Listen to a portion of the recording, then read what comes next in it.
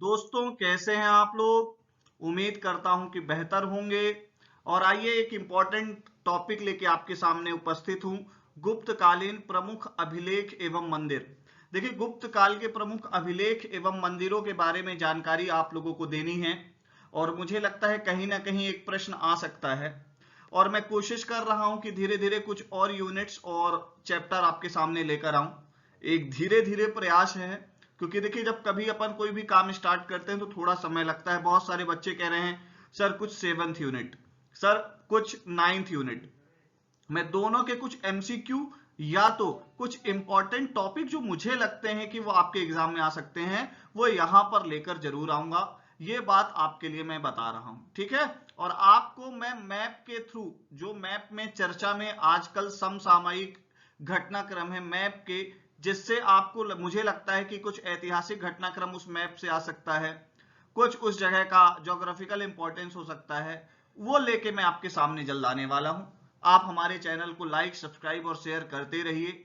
और हमारी test series है स्पर्धा नाम से, और हमारे करंट अफेयर की क्लासेज हैं, आप ज्वाइन कर सकते हैं। करंट अफेयर और स्पोर्ट्स की क्लासेज है, बिल्कुल ज्वाइन कर सकते हैं। आइए स्टार्ट करते हैं आज का लेक्चर। सबसे पहले बात करते हैं गुप्तकालीन अभिलेखों में महत्वपूर्ण है सांची अभिलेख। सांची अभिलेख, देखिए सांची तो बेसिकली अशोक का है और वो अशोक का जो अभिलेख है वो ब्राह्मी लिपि में है।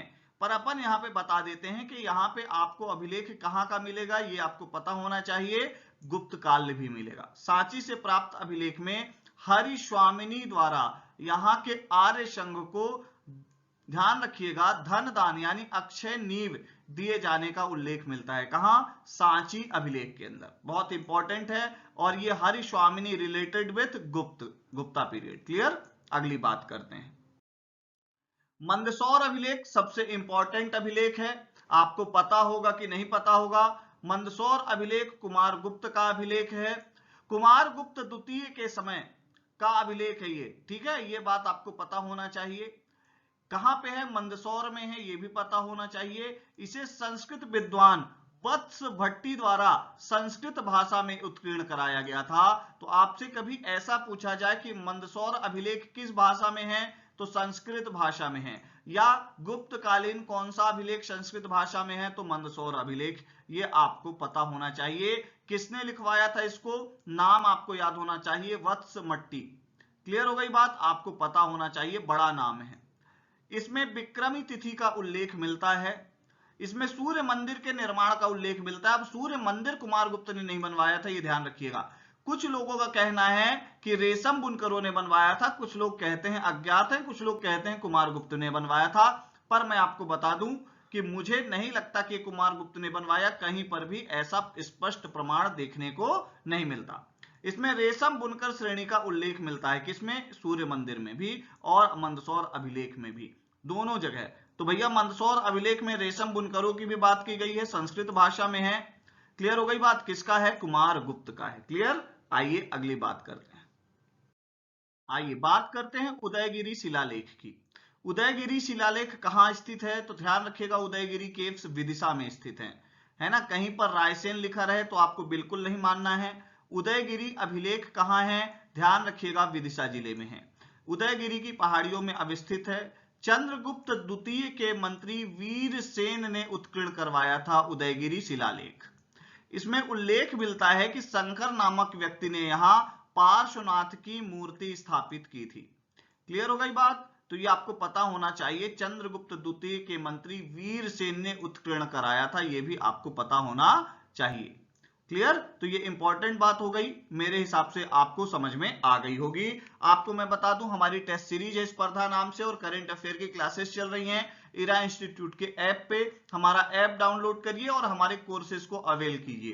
क्लियर हो गई बात। और आपको मैं बता दूं अगर आप हमारे कोर्सेज से जुड़ते हैं तो आपको एग्जामिनेशन के अंदर बहुत सारे फायदे मिल सकते हैं। फायदे ऐसे, देखिए कुछ ऐसे सेक्टर्स, कुछ ऐसे सेगमेंट्स जो आपको क्वेश्चन पेपर के अंदर आ सकते हैं, उनको मैं क्रैक करने की कोशिश करूंगा, बताने की कोशिश करूंगा।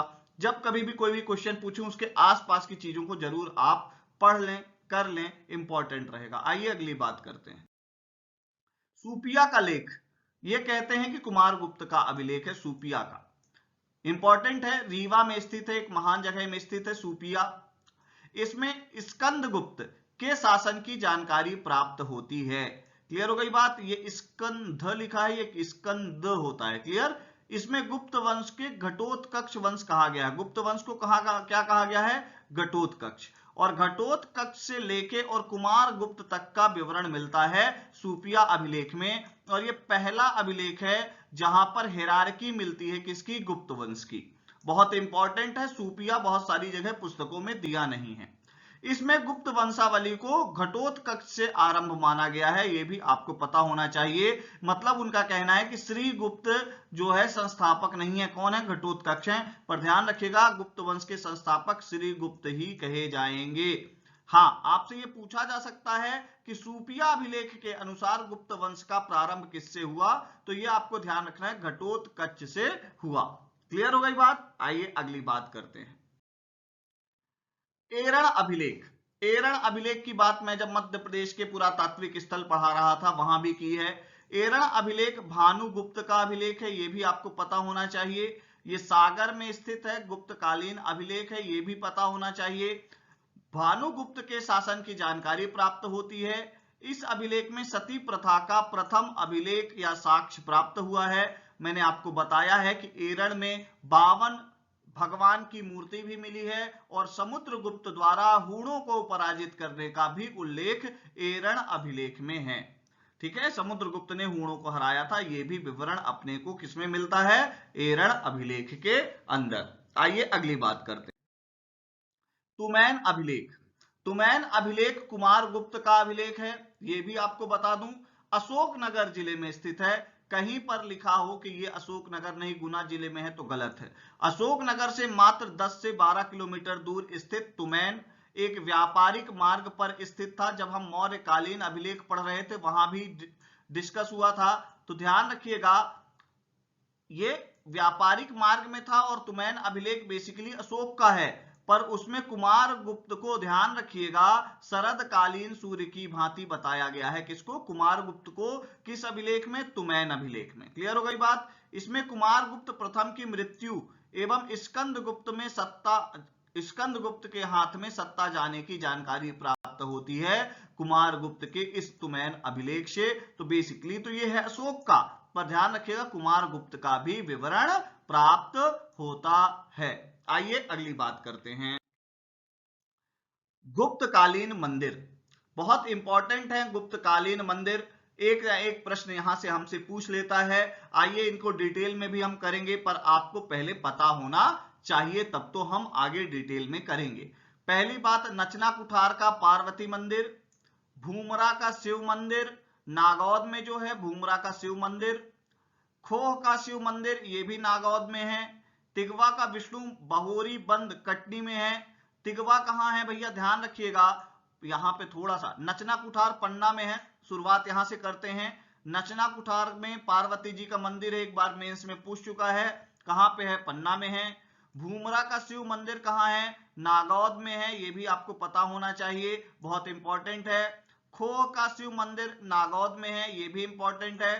तिगवा का विष्णु मंदिर बहोरी बंद कटनी में है। पुस्तकों में जबलपुर लिखा रहे तो बिल्कुल नहीं मानना है आपको। तिगवा का विष्णु मंदिर बहोरी बंद कटनी में है, कटनी डिस्ट्रिक्ट के अंदर। तिगवा का कंकाली माता मंदिर ये भी गुप्तकालीन मंदिर है। और एरण का विष्णु मंदिर, देखिए अभी मैं आपको बता रहा था कि एरण में हमें क्या प्राप्त हुआ है भैया? एरण में 52 भगवान की मूर्ति प्राप्त हुई है और 52 अवतार विष्णु जी का अवतार माना जाता है, ये भी आपको पता होना चाहिए। तो एरण कहां है? सागर में है। तिगवा कालका मंदिर, ध्यान रखिएगा तिगवा कहां है? कटनी में है। तिगवा का विष्णु मंदिर, खोह का शिव मंदिर। क्लियर हो गई बात। ये मध्य प्रदेश के अंदर गुप्तकालीन महत्वपूर्ण मंदिर हैं। आइए अगली बात करते हैं, सबसे पहली बात करते हैं नचना कुठार का पार्वती मंदिर। नचना कुठार का पार्वती मंदिर बहुत इंपॉर्टेंट है। पन्ना की अजयगढ़ तहसील में नचना कुठार नामक स्थान है। अजयगढ़ का किला भी है, वो भी पन्ना में है, केन नदी के किनारे है, ये भी आपको पता होना चाहिए। इसके खोज करता है अलेक्जेंडर कनिंघम। इसकी खोज किसने करी है? कनिंघम ने करी है, इंपॉर्टेंट है। अलेक्जेंडर कनिंघम ने ही पार्वती मंदिर के रूप में इसे वर्णित किया है, यह भी आपको पता होना चाहिए। नचना कुठार का पार्वती मंदिर बहुत इंपॉर्टेंट है, गुप्तकालीन मंदिर है, यह आपको पता होना चाहिए। आइए अगली बात करते हैं। गुप्तकालीन मंदिरों में अगला है भूमरा का शिव मंदिर। भूमरा का शिव मंदिर कहां है? सतना एक अच्छी जगह है, वहां में नागौद स्थित है। नागौद के अंदर स्थित है कौन सा? भूमरा का शिव मंदिर। पाषाण निर्मित एक मुखी शिवलिंग यहां पे प्राप्त हुई है, यहां की बहुत इंपॉर्टेंट विशेषता है भूमरा का शिव मंदिर। अगली बात है, अगर आपको इसकी पीडीएफ चाहिए तो आपको फ्री में मिल जाएगी, बिल्कुल आप टेंशन ना लें। इसके लिए आपको ईरा इंस्टीट्यूट का ऐप डाउनलोड करना होगा, वहां आपको ये फ्री में मिलेगी। आइए अगली बात करते हैं। ऐतिहासिक साक्ष्य के अनुसार मध्य प्रदेश के दमोह जिले की हटा तहसील के सकोर ग्राम के उत्खनन के दौरान 12 स्वर्ण मुद्राओं की प्राप्ति हुई है। ध्यान रखिएगा, फिर से बोल रहा हूं, सकोर ग्राम। सकोर ग्राम कहां है? दमोह जिले में है। किस तहसील में है? हटा तहसील में है। आपको मैं बता दूं, उत्खनन के दौरान 24 स्वर्ण मुद्राओं की प्राप्ति हुई है।